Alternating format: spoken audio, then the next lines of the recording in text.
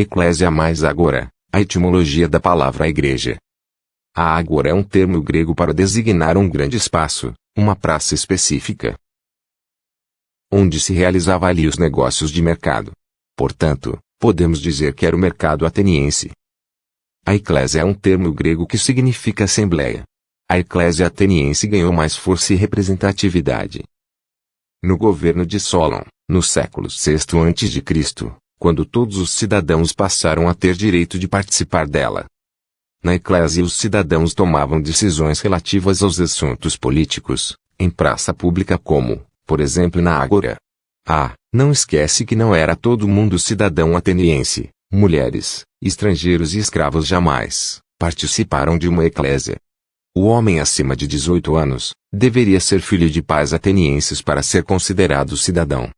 Podemos com toda a certeza dizer que Jesus pregava em lugares abertos. Sua eclésia, reuniões, assembleias, eram realizadas em ágora, grande espaço.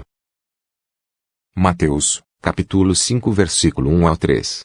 E capítulo 14, versículo 15. Versículo 1. Jesus, vendo as multidões, subiu a um monte e, assentando-se, os seus discípulos aproximaram-se dele. Versículo 2. E Jesus, abrindo a boca, os ensinava, dizendo. Versículo 3. Bem-aventurados os pobres em espírito, pois deles é o reino dos céus. Mateus, capítulo 14, versículo 15. Ao final do dia, os discípulos se aproximaram de Jesus e disseram: Este é um lugar deserto, e já está entardecendo. Manda embora, pois, as multidões, para que possam ir aos povoados comprar comida. Além do mais, o templo físico que fora feito por Salomão, fora profetizado por Jesus, que não ficaria pedra sobre pedra. Mateus capítulo 24, versículos 1 e 2. Versículo 1. Então, Jesus saiu do templo e, ao caminhar, seus discípulos chegaram mais perto dele para lhe apontar as construções do templo. Versículo 2. Ele, entretanto, lhes observou: Estais vendo todas estas coisas? Com toda certeza. Eu vos afirmo que não ficará aqui pedra sobre pedra, pois que serão todas derrubadas. E por outro lado, a figura do templo físico significava ele mesmo na sua morte. João, capítulo 2, versículo 19 ao 21. Versículo 19. Jesus lhes respondeu: Destruí este templo, e, em 3 dias, eu o reconstruirei. Versículo 20. Replicaram os judeus: Em 46 anos foi construído este templo, e tu afirmas que em 3 dias o levantarás. Versículo 21. Ele, porém, se referia ao templo do seu corpo. A Igreja de Cristo também tem a mesma características dita no assunto citado: todos têm que ser da mesma família, onde o cabeça da Igreja é Jesus. Mateus, capítulo 10, versículo 25. Versículo 25. Basta ao discípulo ser como seu mestre, e ao servo ser como seu senhor. Se chamaram de Beelzebu ao cabeça da casa, quanto mais aos membros da sua família. O Espírito Santo é quem ensina a todos nós. João capítulo 14, versículo 26. Versículo 26. Mas o advogado, o Espírito Santo, a quem o Pai enviará em meu nome, esse vos ensinará todas as verdades e vos fará lembrar tudo o que eu vos disse. Nada de templo físico ou monte para o adorar, só em espírito e em verdade. João capítulo 4, versículos 20 ao 24. Versículo 20. Nossos pais adoravam sobre este monte, mas vós, judeus, dizeis que Jerusalém é o lugar onde se deve adorar. Versículo 21. Declarou Jesus a ela: Mulher, podes crer-me, está próxima a hora quando nem neste monte, nem em Jerusalém adorareis o Pai.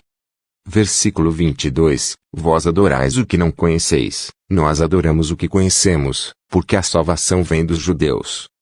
Versículo 23. Mas a hora está chegando, e de fato já chegou, em que os verdadeiros adoradores adorarão o Pai, em espírito e em verdade, pois são esses que o Pai procura para seus adoradores.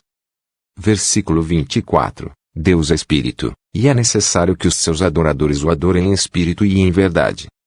Nem poderá ter algumas pessoas se dizendo líderes, com hierarquia eclesiástica. Mateus, capítulo 20, versículos 25 até o 28. Capítulo 25. Então Jesus os chamou e explicou: sabeis que os governadores dos povos os dominam e que são as pessoas importantes que exercem poder sobre as nações. Capítulo 26. Não será assim entre vós. Ao contrário, quem desejar ser importante entre vós será esse o que deva servir aos demais. Capítulo 27. E quem quiser ser o primeiro entre vós que se torne vosso escravo. Capítulo 28. Assim como o Filho do Homem, que não veio para ser servido, mas para servir e dar a sua vida como único resgate por muitos. Nota: o nome Eclesiastes é uma tradução da palavra hebraica Coeled, que significa aquele que convoca uma assembleia ou simplesmente um pregador. Marcos capítulo 6 versículos 55 e 56. Multidões viajavam por toda aquela região, levando seus enfermos em macas, para onde ouviam que ele estava. Versículo 56. E onde quer que ele fosse ministrar, povoados, cidades ou campos, a população trazia os doentes para as praças. E imploravam-lhe que pudessem ao menos tocar na borda do seu manto, e todos os que nele tocavam eram curados.